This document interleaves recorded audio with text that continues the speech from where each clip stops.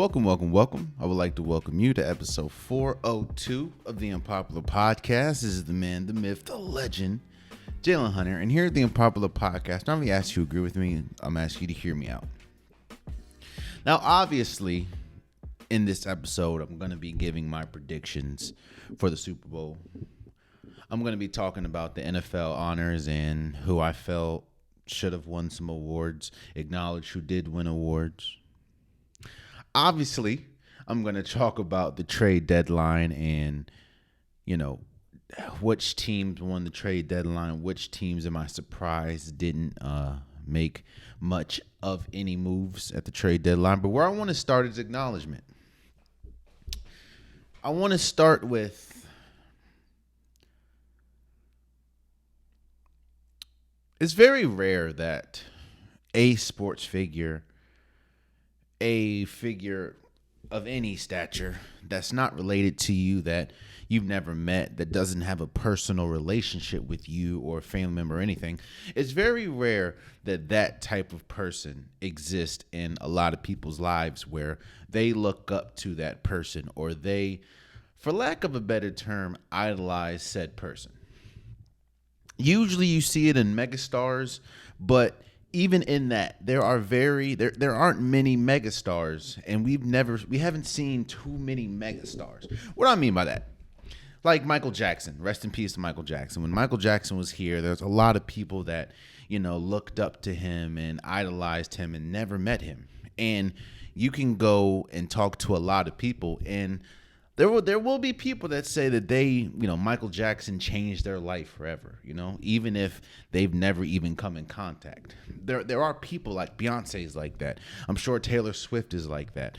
There are people in this world that you may have never met, but has an impact on your life. And for a lot of people, that person was Kobe Bryant. The way that Kobe Bryant approached basketball, approached his craft, was unlike anything we've ever seen outside of maybe Michael Jordan. And obviously, when Kobe and his daughter and the other people, which I completely apologize that I'm forgetting their names, but the people that unfortunately passed away in that helicopter,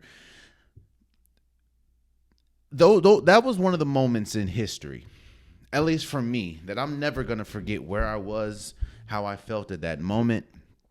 And it was very interesting in a obviously sad way to see how Kobe impacted so many people's lives that he's never met. I've been on record saying that growing up, I was an Allen Iverson guy.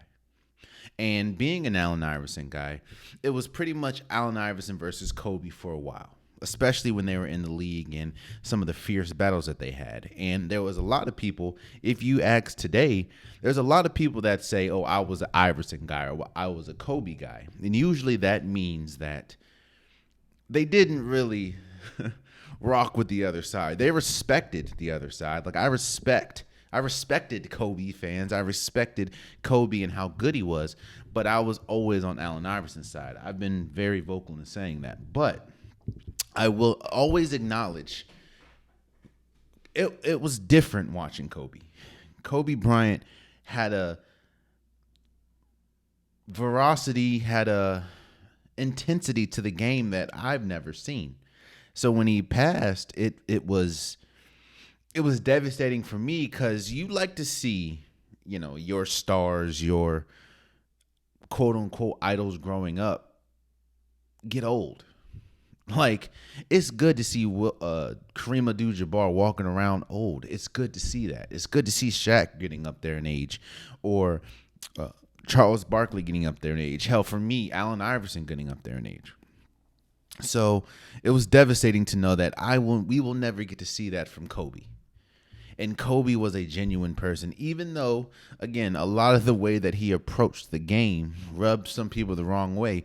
One thing that you can never say is he's not a winner. And one thing that you can never say is that he's not devoted and dedicated to whatever he puts his mind to. You even saw that after his playing days and his growth and maturation of being a father and being involved in his kids and his family and, you know, the team that he had. It was tough, man. But where I wanted to start this episode like that because of acknowledgement. The other day, the Lakers unveiled Kobe's statue.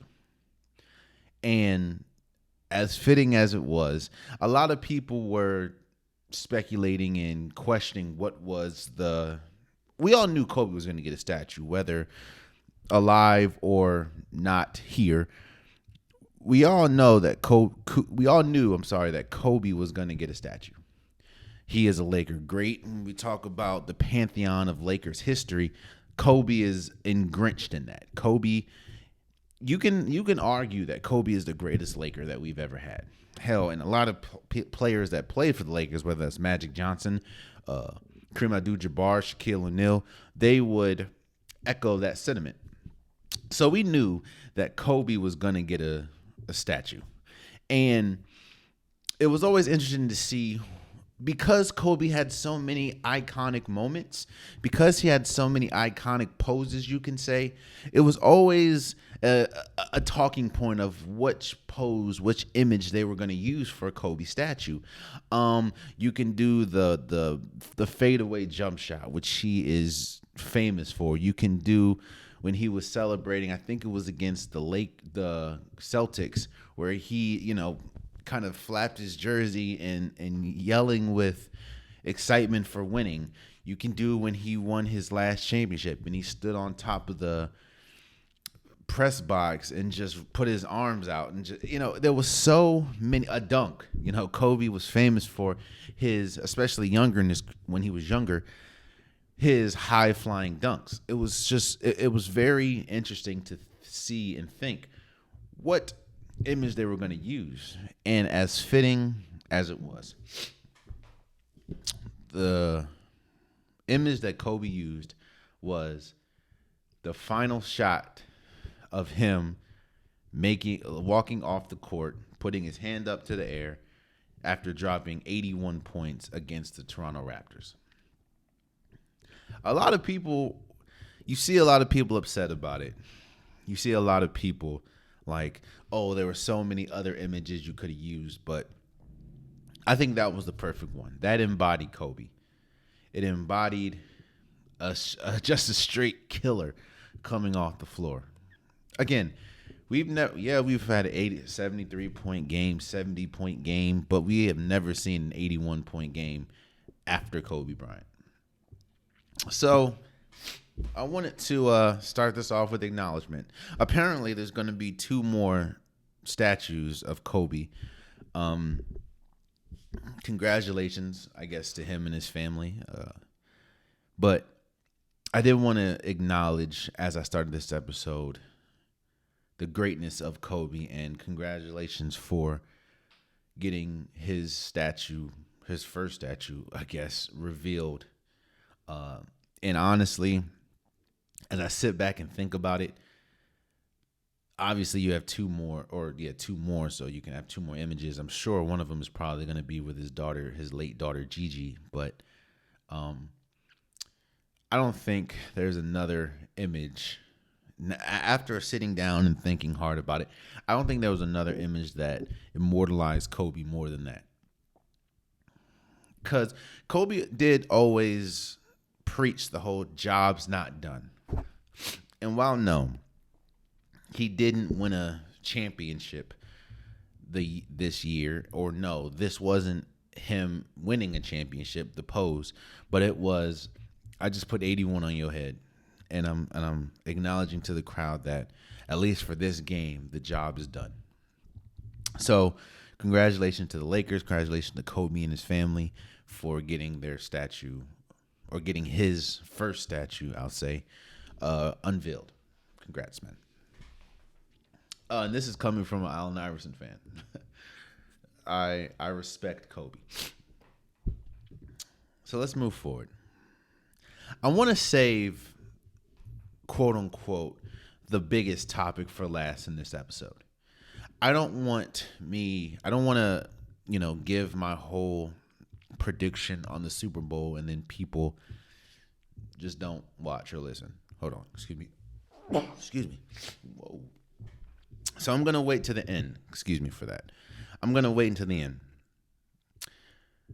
But what I want to do now is talk about the trade deadline and the importance of the NBA trade deadline. I've said this a while ago. There are points in the NBA season that are vital for a team. Whether that's obviously the opening of training camp, opening day, you have Christmas, you have the trade deadline, you have the buyout market opening.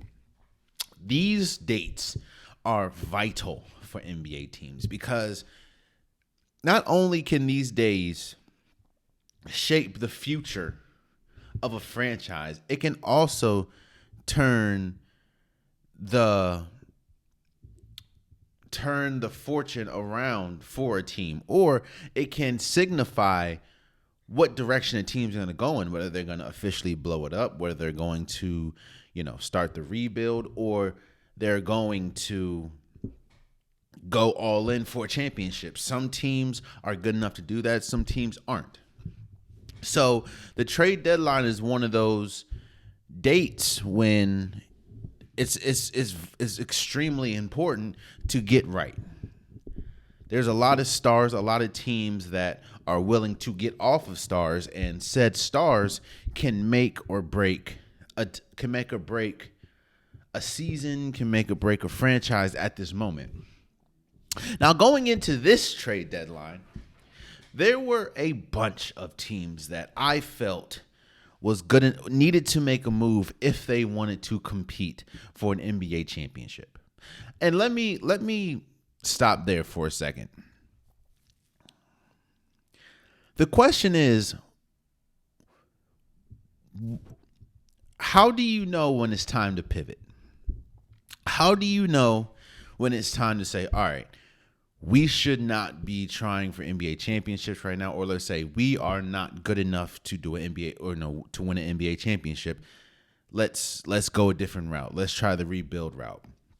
This conversation stems around the Golden State Warriors not really doing much at the trade deadline.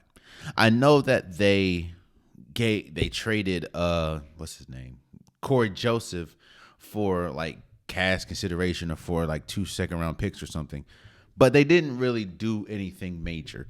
And before the trade deadline, at the start of the season, midway through the start of the season, I was adamant on Golden State needs to do something to try to put themselves in a championship position that they've been in for almost a decade now.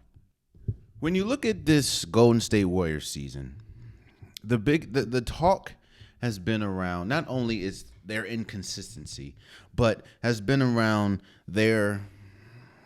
for at least right now, their declining star in Klay Thompson. And a lot of people were wondering,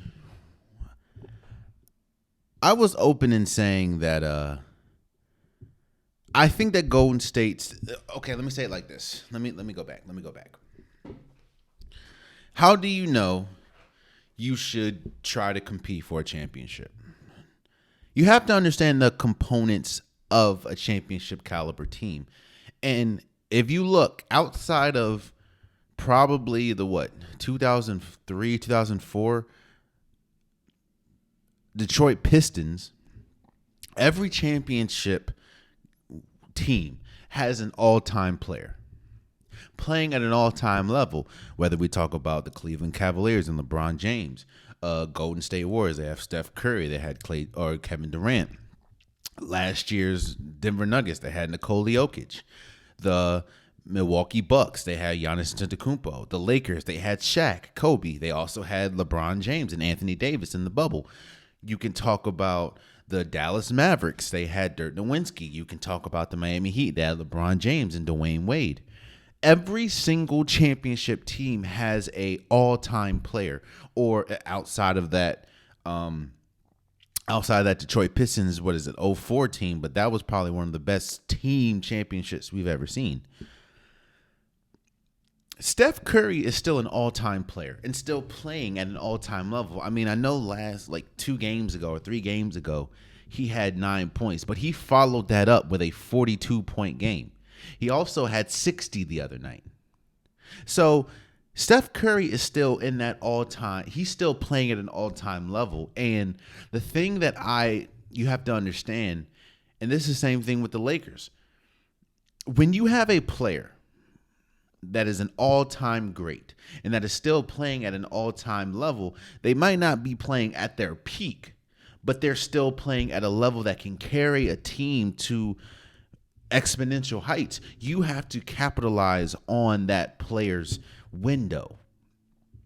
Now, I understand that just because you have one player doesn't mean that you're ultimately a championship caliber team. But what I'm saying is, if you have that player, that puts you much closer to a championship than not having that player. And honestly, not having that player is the difference between a championship caliber team and a non-championship caliber team. And for the Golden State Warriors, that's why I was beating on the table of you should try to go get someone like Pascal Siakam.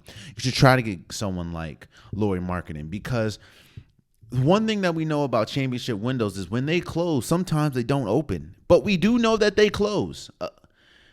And you still have an all-time great player in Steph Curry. You have to maximize that. So getting back to the NBA trade deadline, I understand that the Golden State Warriors have been struggling. They've been struggling with consistency with their entire team, whether that's Draymond Green being in and out the lineup due to suspension. Klay Thompson just doesn't look comfortable on the floor. Andrew Wiggins, who has come on of late the last few games, but majority of the season, he's looked lost. He just looks like a shell of himself that he looked like. Well, he looks like the shell of the player that he looked like in 2022, which was he was the second best player on a championship team. I just thought that this was the time that you have to make a move, because Steph Curry isn't going to be great forever. He may know how to shoot forever, but he's not going to be this good forever. So when we talk about winners and losers of the trade deadline, I understand why the Golden State Warriors, I'm not going to say didn't make a trade, but I understand why someone like Andrew Wiggins wasn't traded. Someone like Jonathan Kuminga wasn't traded. Someone like Klay Thompson wasn't traded. Let me explain all three briefly. Klay Thompson, no one is going to give up anything for Klay Thompson, not just because he hasn't really been playing well these last few months, but because Klay Thompson is essentially a free agent after this year. No one is going to give up important assets to a player that may or may not be there after next year. Or, may or may not be there after this year. It just doesn't make sense. I mean, the Golden State Warriors is going to have a very interesting offseason now with Klay Thompson on the roster, but no one is going to give up anything of importance for a player as important as Klay Thompson has been if they don't even know if they're going to be able to re-sign him. That just doesn't make sense. And on top of that, I understand people don't like talking about it, but it's true. There's a sense of loyalty in a small fraction. There's a sense of loyalty to a player, a team. Let's say this: a team has a sense of loyalty to a player that has taken them to exponential heights. I understand that Steph Curry was the main person, but Klay Thompson was very integral in helping the Golden State Warriors win 4 championships, essentially. So it's very hard to just look at that and then just kick them out the door. That's just kind of crazy. Jonathan Kuminga, at the beginning of the season, I would say that he was probably the prime person to trade. But looking over the last few weeks, he has been exceptional. He has been undoubtedly Golden State's second best player. And seeing how young he is and seeing how he and Moses Moody are probably the two mainstays at this point of the two timeline saga, I guess you could say, that Golden State's trying to do. He is Jonathan Kuminga has been exceptional, so you can't really trade him. And Andrew Wiggins, boy, Andrew Wiggins is tough to trade because of just how god awful he's been all season. Now, yes, I will admit that these last 3 or 4 games he has come on and been exceptional. He's looked like the Andrew Wiggins of old, but majority of the season he's looked terrible. And on top of that, he has a gaudy contract that no team is going to want to pay for a player that doesn't even look anywhere close to as good as he's been. So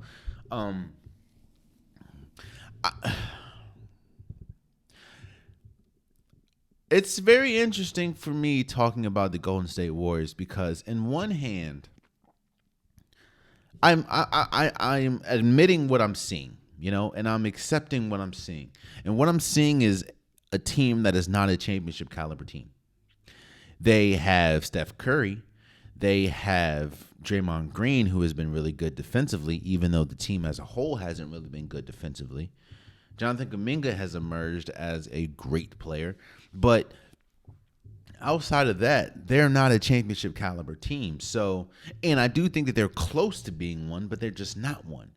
So in one sense, it's like I don't understand why. Maybe the only person that you could trade was Kuminga, maybe Moody, Chris Paul, who's going to be an expiring contract.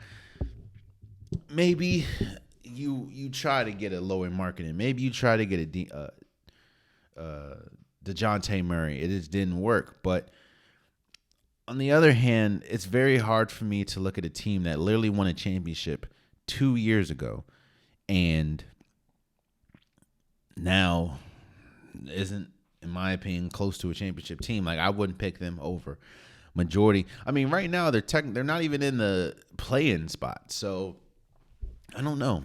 But let's talk about some winners and losers. I think a winner obviously was the New York Knicks.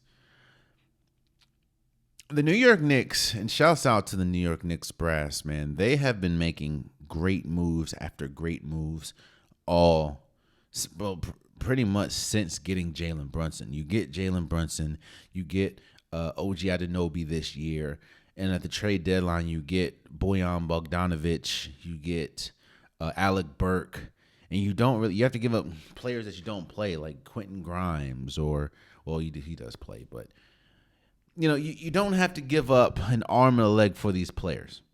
And it was, man, they have been doing exceptional at this trade deadline. And seeing the injury with Joel Embiid and the inconsistency, especially when we talk about defensively for the Milwaukee Bucks, I can go as far as saying that this team, that is the New York Knicks, is arguably the second best team in the East. I'm still not ready to crown them the best team over the Boston Celtics yet, but they're making some moves. And when Julius Randle gets back, and obviously OG Anunoby gets back, it looks like he has I think elbow or shoulder surgery or something, that he's going to be out for a couple weeks, which was very interesting that the Knicks announced that at the trade deadline. So nobody would try to trade for him. But yeah, man, it's the Knicks, incredible winners of the trade deadline, man. I think another winner would have to be the 76ers. They're going into this trade deadline. There were a couple of names that we kept hearing could be traded, should be traded, will be traded, that essentially weren't. Like DeJounte Murray, he was probably the number one player we heard about. Is he going to get traded? Is he not going to get traded? We didn't know. Kyle Kuzma from the Washington Wizards was one of them. PJ Washington could have been a candidate. Kelly Olynyk was a candidate. Gordon Hayward was a candidate. But A name that a lot of people forgot, and a name that a lot of people, because he's been on the trade deadline or trade block for a minute, but a name that wasn't really spiraling around the airwaves this trade deadline was Buddy Hield. And Buddy Hield, in my opinion, going to the 76ers was the best get that someone can get, man. I mean, the 76ers give up Korkmaz, they gave up Marcus Morris and like a couple second round picks. But you get the player, you get Buddy Hield, and he is pairing him alongside Tyrese Maxey, Tobias Harris, and a healthy Joel Embiid. That is a incredible a foursome right there. That's incredible. I understand that Buddy Hield hasn't been, defensively, he's not all the way there as far as being a defensive stout, but Buddy Hield is going to be exceptional for the 76ers, man. There were a lot of really sneaky, really good moves, like PJ Washington going to the Dallas Mavericks for Grant Williams, Seth Curry, and a first-round pick. First of all, reports are coming out saying that Grant Williams rubbed people the wrong way already. Like, bro, you just got there. I don't know the validity to the report or whatever. I'm not saying that the person reporting is lying. I don't know what rubbed the wrong way means. That's not definitive, but that's tough. He was a big offseason acquisition for the Mavs, and now he's out of there. Now, yes, I do agree that P.J. Washington is probably better than Grant Williams and Seth Curry at this time, but that's just big. I think it was a sneaky move. All these moves are pretty good, in my opinion. Pat Beverly going to the Bucks. We know about the Bucks' defensive woes, especially at the front court with Damian Lillard and Malik Beasley. I think Patrick Beverly brings a level of toughness and a level of defense that the team hasn't seen this year, at least. I don't know if that is a move that's going to take them over the top because you still have Doc Rivers as the head coach, but I think that's a great move, man. I'm not going to talk about this. I mean, Royce O'Neal going to the Phoenix Suns, I think that gives you another rotational player that can play. Kelly Olynyk and Ochai Adebayo going to the Raptors. That was a big move because Kelly Olynyk was a player that if he was to go to a championship caliber team, he can make all the difference. With his height, with his shooting ability, I think that if he would have went to Golden State, that would have been a slam dunk move for them. If you either went somewhere like, let's say, the Phoenix Suns, that would have been a slam dunk move. But he went to the Raptors, a team that's not really contending, and Dennis Schroeder getting traded to the Nets for Spencer Dinwiddie. I'm starting to think that they passing around Spencer Dinwiddie. Like, he continues to get passed around, which is crazy. He even got bought out by the Raptors already. Like I said, I talked about the Knicks getting Alec Burks and Bojan Bogdanovic. Probably one of the biggest moves that happened. All these obviously are winners in my opinion. Outside of probably Dennis Schroeder getting traded to the Nets for Spencer Dinwiddie. I mean, that's really just signifying that the Raptors have absolutely no intention of winning, like, at all. But Gordon Hayward going to the Oklahoma City Thunder. Let me first. I understand that this is not I see highlights of Gordon Hayward going around social media, and it's hilarious because, man, you see Joe Johnson in these highlights.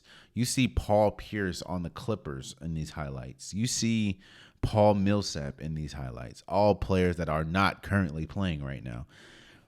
I think it's hilarious when I see these highlights. But I will say that the Oklahoma City Thunder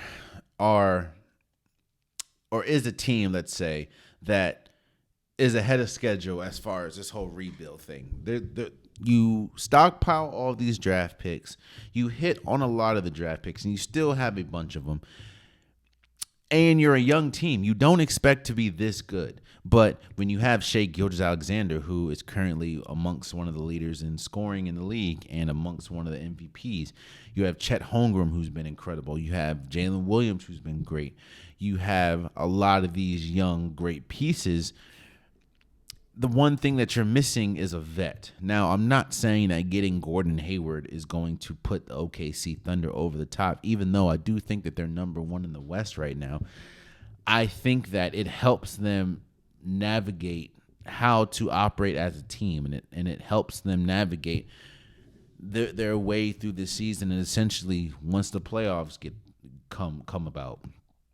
I think Gordon Hayward still obviously has some juice left in him. I don't think he's the Utah Jazz Gordon Hayward anymore, but I think that he is a good pick. I think it was a very smart pick for the Oklahoma City Thunder, especially when you look at how their aspirations for this year has changed, and I think that they're going to be great with Gordon Hayward. So those are some moves that happened that I think you can, I guess, essentially call themselves winners as far as the trade deadline.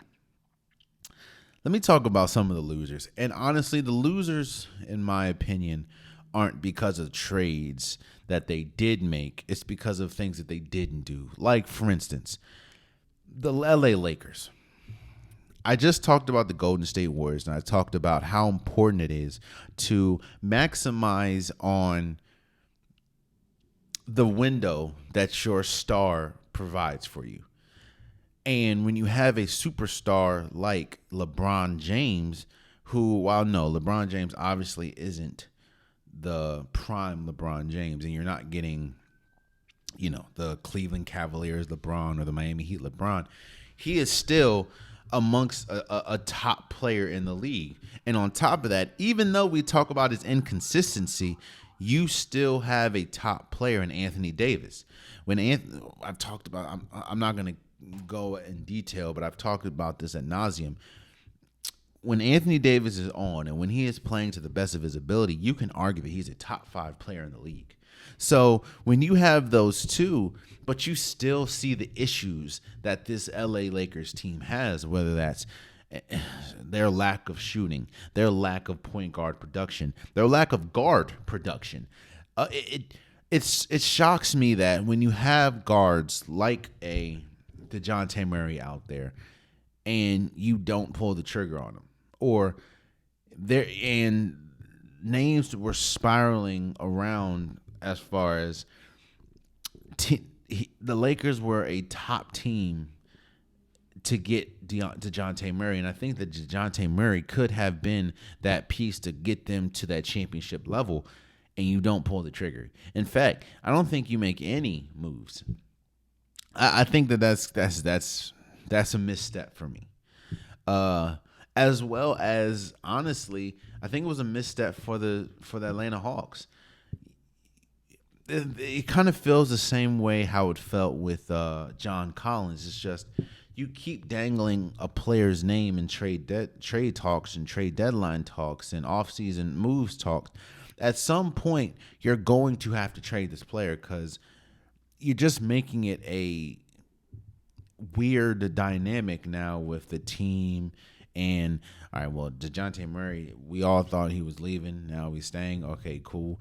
Now you're hearing reports that Trae Young might be on the move this offseason. It's just a lot.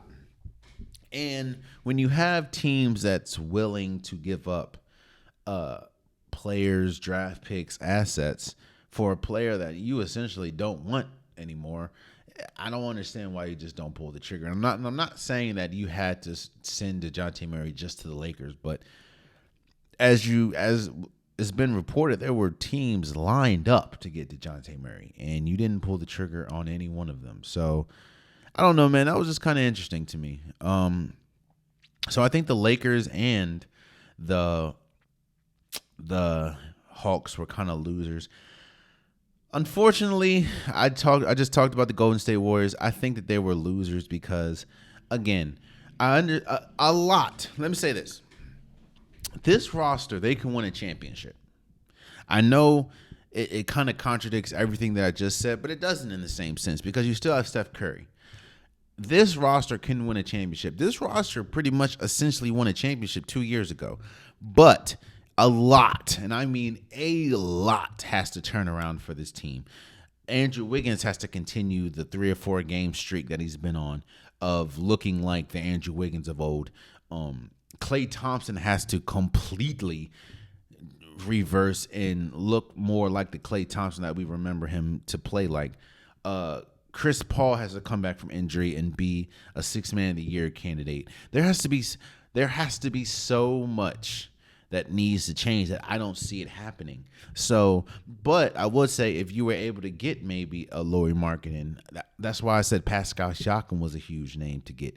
Maybe if you were able to get a Buddy Hield, maybe if you were able to get a DeJounte Murray, that could have propelled you to, or that could have helped you with a lot of that changing sooner. So I do think that Golden State was a loser too. And I feel like I'm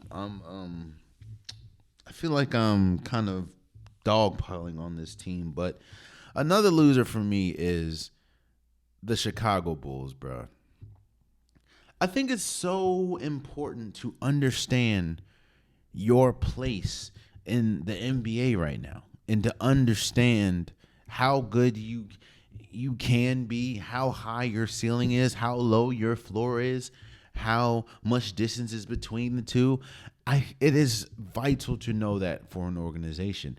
And every single time I look at the Chicago Bulls and I see that this is yet another free agency cycle, or not free agency cycle, I'm sorry. This is another trade deadline cycle that they don't make any moves. It doesn't make sense to me. Look, I understand that Zach LaVine is hurt now, and I think out for the season. But, spoiler alert, a team that has DeMar DeRozan, Nikola Vucevic, Alex Caruso, Zach LaVine, and an injured Lonzo Ball is not winning you a championship. Period. I'm feeling what I feel about the Bulls is the same way I felt about the Washington Wizards when they were holding on to Bradley Beal so long. Look, I understand that you want to make it work with this core. I understand that you feel that, a team that has a star like DeMar DeRozan and that has a star like Zach LaVine should be able to get you over the hump. I understand the thinking, but I'm looking at the results, and the results have not been there. And when you have teams that want an Alex Caruso, that'll give you assets for Alex Caruso. When you have teams that'll give you assets for a DeMar DeRozan who was good, don't get me wrong, but you're not winning a championship with DeMar DeRozan. And he's shown that you have not been able to build around said player. Why do you continue to hold on to said player? What are you trying to do? It doesn't seem like the Bulls, let me say this. The Bulls maybe know what they're trying to do. Maybe they're just trying to hold out for Lonzo Ball, who is not going to be ready this year. And we honestly don't know if he's going to be ready next year, seeing as though he hasn't played in like 2 or 3 years. It just doesn't make sense that this is yet another NBA trade deadline to come and go and they don't make any moves. And that's a team that is going nowhere. These stars are getting older. Zach LaVine is out for the season. And you, even perfectly healthy, you've seen that this team is not good enough to win a championship. So what are we doing? It doesn't make sense, man. It doesn't make sense. But hey, that's the hill that you've decided to die on. Good luck to the Chicago Bulls. So, yeah, those are some of my losers, man. The Lakers, the Bulls, the Golden State Warriors, the Atlanta Hawks. There were some, individual players. You see the issues going on with P.J. Tucker and the Clippers and how he desperately wants to get out the Clippers, seeing as though they don't really use him. I thought that Bruce Brown would be a vital piece in the trade deadline, seeing as though he's on the Toronto Raptors right now, and the Toronto Raptors are they are actively tanking. So I don't know, but that has been the trade deadline. So yeah, let's move on to my reaction or my breakdown of the NFL honors. Now, let me first say congratulations to every single person that was awarded NBA trophy. An NFL trophy. I was actually, for my predictions to what really happened, I was damn near perfect. I only got 2 wrong. But let's see. Comeback Player of the Year. A lot of people were fighting that Damar Hamlin should have won. I thought if we're just talking about life, yes, obviously Damar Hamlin should win. But if we're talking about football, I thought Joe Flacco should have won. Joe Flacco won. Will Anderson Jr. won the Defensive Rookie of the Year. C.J. Stroud won Offensive Rookie of the Year. The non-quarterback MVP pretty much is the Offensive Player of the Year, and they gave that to Christian McCaffrey. I thought that I understand that it was a big night for the Houston Texans, seeing as though Andre Johnson was also one of the finalists that was named to the Hall of Fame. And obviously you had a player that won defensive rookie and defensive offensive player of the year for the Texans. But you had a team that nobody thought was going to be good this year. We knew that Will Anderson Jr. was going to be good. We knew that C.J. Stroud was going to be good, but nobody thought that they were going to be second or divisional round of the playoffs good. And they made it with a first-year head coach in D'Amico Ryan. So I'm not taking anything away from Kevin Stefanski, who essentially won the Coach of the Year. I mean, you had to deal with not having Nick Chubb, not having Deshaun Watson, having a litany of injuries on both sides of the ball, having to get Joe Flacco off the couch and essentially make it to the playoffs, which is one big reason why Joe Flacco won the Comeback Player of the Year. But so I understand Kevin Stefanski. I understand the argument for Kevin Stefanski to win Coach of the Year, but again, I understand you didn't want to make this like a complete sweep for a team, but I feel like that was one of the biggest snubs of the night. And that was D'Amico Ryan's winning or losing the Coach of the Year to Kevin Stefanski. Again, D'Amico Ryan is a first-year head coach and took his team, a team that didn't even win 5 games last year, took that team to the NFL divisional playoff round. Now, yes, you essentially lost to the Baltimore Ravens, but again, you beat the team. I understand that this is a regular season award as well, but even in that, I just feel like D'Amico Ryans did more to deserve it. I'm not saying that Kevin Stefanski didn't deserve it, but what I'm saying is I think that D'Amico Ryans deserved this award more. But it went to I think that was probably the biggest quote-unquote snub of the night. That was Kevin Stefanski beating D'Amico Ryans for Coach of the Year. Now the second snub of the night. Let me first say, I understand how good Myles Garrett is. I understand Myles Garrett is by far one of the best defensive players in football. He ranks 7th in sacks. He was the leader of the best regular season defense. I understand that up to this point, Myles Garrett had not won an Defensive Player of the Year. And I'm not upset that Myles Garrett won the Defensive Player of the Year. But when we talk about the numbers, when we talk about the stats, and I would understand if it was a total team.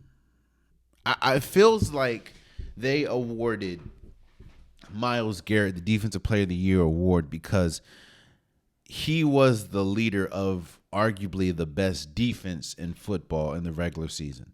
So it seems like that's probably why they gave Myles Garrett. They didn't give it for his individual play. They gave it because he was the leader. And while his individual play was great, the Cleveland Browns as a defensive whole was the best defense in the regular season. But this award is not the defensive team of the year. This is the defensive player of the year.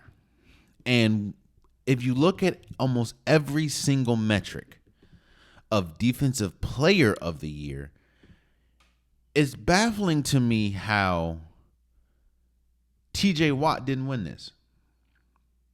Now, I'm not caping for anybody or nothing, but TJ Watt, we just said Myles Garrett was 7th, right, in sacks with 14 sacks on the season. Well, TJ Watt was 1st with 19. TJ Watt also was among the league leaders of solo tackles. He was among the league leaders of quarterback rushes. He had 1 interception. He had 4 forced fumbles. He had a forced or fumble recovery touchdown. I just don't understand. Again, if this was the defensive team of the year, I get giving it to Myles Garrett, in the Cleveland Browns. But this is the defensive player of the year. And TJ Watt leads in damn near every defensive category. At least solo category. So I don't understand how he didn't win. But hey, I get it. I get it, man. I do think that if we're talking about snubs or robberies or whatever, I do think that Myles Garrett probably shouldn't have won over TJ Watt. And I definitely don't think Kevin Stefanski should have won over D'Amico Ryan. Shouts out to everyone that did win. Shouts out to Cameron Hayward that won the Man of the Year award from the Steelers. Oh, man, last thing I want to talk about with this before I give my Super Bowl prediction. You know what I hate? I hate when minuscule things. I hate when things that shouldn't matter or things that are out of your control affect history. I hate that people that have to be dependent on to give honest, unbiased opinions and votes drastically affect history. Lamar Jackson won his 2nd MVP, rightfully so, rightfully deserved. Lamar Jackson won his 2nd MVP under the age of 27, 28, being the first player to ever do that in the NFL. No, 2nd player to do that in the NFL, first one being Jim Brown. And he's the 2nd player in sports history to not only win a Heisman, but win 2 MVPs under the age of 27, I believe. And the first person to do that was Kareem Abdul-Jabbar. But Lamar Jackson had the opportunity to become the first player in sports history, I believe, to win 2 MVPs, both of them be unanimous. And he came 1 vote short. And that vote went to Josh Allen. Now, I don't know if you've been paying attention to this podcast. I don't know if you've been paying attention to the league. But Josh Allen did have an exceptional season. But Josh Allen did not have a better season than Lamar Jackson. If we're keeping it a buck, Josh Allen didn't have a better season than Dakota Prescott. Ryan Josh Allen didn't have a better season than Christian McCaffrey. So why did you vote Josh Allen? Look, I understand it was a local reporter. I know Stephen A. Smith talked about him, and I don't remember his name, so I'm not going to say his name, even if I did. But it just sucks how one guy that gave an unbiased opinion, or that gave such a biased opinion, ruined history. I'm happy for Lamar Jackson. He still obviously won and deserved to win MVP this year. But when you're that close to history, it sucks that it was taken out of your hands by someone that obviously did it because he wanted to appease his local market, even though there's no way in heaven or hell Josh Allen was going to win the MVP, which is interesting to me because it's like, if you knew Josh Allen was not going to win MVP, why the hell would you vote him MVP? Like, Josh Allen only had one first. In fact, I think Josh Allen didn't lead in any vote point. Like, he didn't lead first place votes, second place votes, or third place votes. What? That's a way. That's like, remember when during the presidential election and like Harambe was a candidate, or even though I love his music, when Kanye West was a candidate, it's like, why are you wasting your votes on Kanye West, bro? You know Kanye West is not about to be the president. You can feel how you feel about Kanye West. You can feel how you feel about his music. You can feel how you feel about some of his takes. But you know good and goddamn well, Kanye West is not winning the presidency. Why are you voting president? Why are you voting him for the president? Why did you vote Josh Allen? You know what it is? I know how they say that like writers and reporters and stuff shouldn't vote on MVP. This is the reason why. You are a Buffalo Bills reporter, so I understand why you did it, but that takes the integrity out of it, you know? Oh man, that sucks. But I'm happy for Lamar for still winning his second MVP, man. It definitely well deserved. Shouts out to you. So, moment of truth, man. I'm not going to go into great length and great detail about how the Kansas City Chiefs got here or how the 49ers got here. But what I will say is that the 49ers and Kansas City Chiefs are playing in the Super Bowl, which is tomorrow. I've talked about this before, but legacies are important. Both of these teams have a lot to play for. Obviously, both teams want to win the Super Bowl, but there's a lot on both teams' shoulders. When we talk about the 49ers, you have Brock Purdy, who can be the first player in NFL history to win a Super Bowl after being the last pick in the draft. For people that continue to come at my neck about Kurt Warner was undrafted.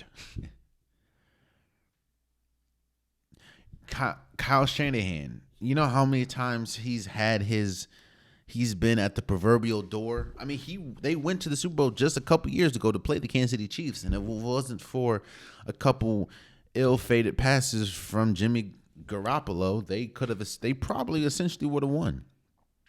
But when we talk about Sean McVay, he is solidified with, being one of the great young quarterback or coaches in the league and having a Super Bowl. Kyle Shanahan has not done that yet. And Kyle Shanahan is considered one of, if not the best, offensively gifted coaches in the league. You have players like George Kittle. You have players like Deebo Samuels. You have players like Nick Bosa. You have the Washington hometown kid in Chase Young. There is a lot that this team can be one of the first teams probably since the first Baltimore Ravens championship, where their team is so, now obviously that Ravens team had one of the greatest defenses of all time. But this 49ers team has a chance to put the nail, or pretty much say, okay, while our quarterback is good, it doesn't matter if you have a great quarterback or not. If you have a great team, you can still win. And we just need, that's the same thing that they tried to do with Jimmy G. Just don't beat up, just don't do stuff to lose the game, which he essentially did, and we'll be good. This 49ers team is loaded. And this is the same 49ers team that felt that they should have won last year if it wasn't for every single quarterback they had on the roster getting hurt in the NFC Championship. And for the Cincinnati Bengals, what? For the Kansas City Chiefs, you know how rare it is to be considered a dynasty in sports? Do you know how rare it is to be on the cusp of greatness, to be on the cusp of dynasty? It is. We have not seen an NFL dynasty since the Patriots. There was a brief moment where we thought we were going to get a dynasty from the Seattle Seahawks. Obviously, that didn't happen. For a brief moment, we thought that we were going to get a dynasty from just them two. But we didn't. Patrick Mahomes and the Kansas City Chiefs has the opportunity to legitimately be able to call themselves a dynasty. Now, obviously, it's not on the same level as, those old Steelers dynasties, the old Cowboys dynasties, the Washington Redskins at the time dynasties, or the Patriots, but they have a chance to be on that list. And there's a lot of singular accolades that people can earn. Like right now, there is a huge debate between who is the GOAT of football. Is it Patrick Mahomes? Is it Tom Brady? Travis Kelce is in that, is he the greatest tight end of all time? Chris Jones is one of the best defensive players we've ever seen. It's just, but Andy Reid, is he one of the greatest coaches we've ever seen? There's a lot of singular awards that can be won with this, but when you're on a dynasty, when you have the opportunity to play in a dynasty and play for a dynasty, you want to seize that opportunity.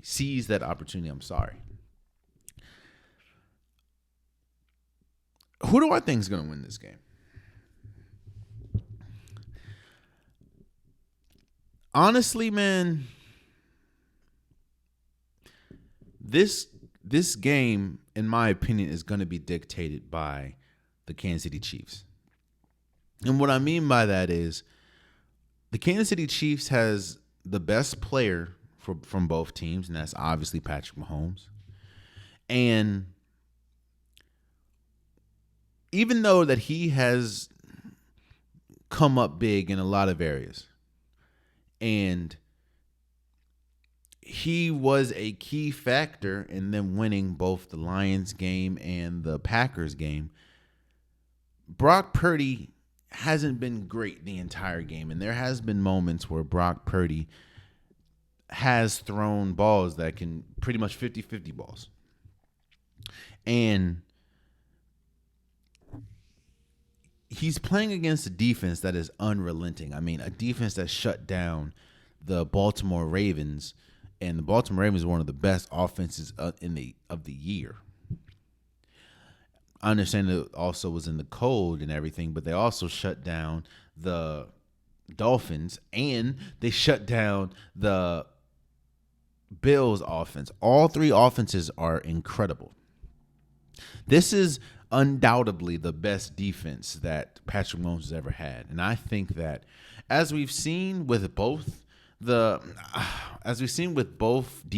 the 49ers and the Kansas City Chiefs, the running backs are going to be integral for this game. I think that we saw it against the Packers, you can run on this 49ers team especially Isaiah Pacheco and how hard he runs.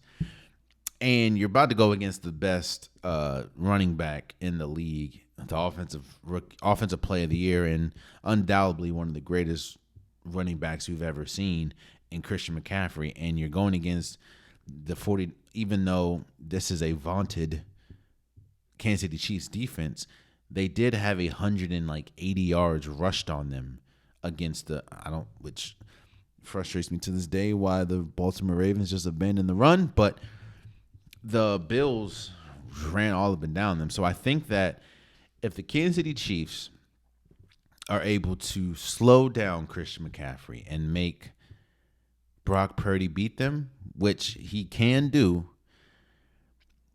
that means it's going to be a duel between Patrick Mahomes and Brock Purdy. And I don't know anybody, probably not even in the state of, or not even in the great state of California, that would pick Brock Purdy over Patrick Mahomes. Now, I will say that as a overall team, I do think that the 49ers is a better overall team than the Kansas City Chiefs. But that's the same thing I said about the Ravens and the Kansas City Chiefs, and you saw how that happened. And that's the same thing I said to a lesser extent about the Bills, and you saw what happened there. And as much as I like Brock Purdy, I'm not picking Brock Purdy over Lamar Jackson, and you see what that defense did to Lamar Jackson or Josh Allen. I think that it's going to be a good game, and I wouldn't be shocked if the 49ers won, but I'm going to go with the Kansas City Chiefs. I think the Kansas City Chiefs are incredible, and I think that it's very rare that you can even play for a dynasty, be on the cusp of being on a dynasty, and you take that moment and you run with it. And seeing as though it feels like it's been a tougher road for the Kansas City Chiefs to get here than the 49ers. I think that's going to, not to mention, most of the 49ers have been obviously to a Super Bowl when they played against Patrick Mahomes before, but I just trust this Chiefs team more than I trust the 49ers team. So I'm going to pick the Kansas City Chiefs 31, the San Francisco 49ers 27. Yeah. Those are my pick. Let me know what you guys think. And there you have it, man. That has been today's episode of the Unpopular Podcast. I truly, truly, truly appreciate you guys. If you want an Unpopular Podcast shirt, hoodie, sweater, long sleeve joggers, the link is in the description below. I have multiple different colors, multiple different designs. Get your Unpopular Podcast merch today. Also, please subscribe to the YouTube channel, man. I'm trying to reach as many subscribers as I can. It definitely means a lot. I post content pretty much daily. I post new episodes Wednesdays and Saturdays. So if you like the content, tell a friend to tell a friend to tell a friend to subscribe, and it definitely means a lot. I also, please subscribe to all my DSP listeners. Please subscribe to wherever you listen, whether that's Apple Podcasts, SoundCloud, Spotify. It definitely means a lot. And you guys are extremely important as well. So please subscribe to wherever you listen to the Unpopular Podcast. Also, follow social media, man. Follow Instagram, follow TikTok. I post pretty much daily. I post stories. I post reels, polls. That's probably the best way to interact with me is on social media. So definitely follow. It means a lot. Just a heads up, I probably won't be dropping an episode on Wednesday. I'm going back home for vacation and everything. So Wednesday, I probably won't have an episode. So I'll probably see you guys next Saturday. So yeah, I hope you guys cool. And until next time, much love.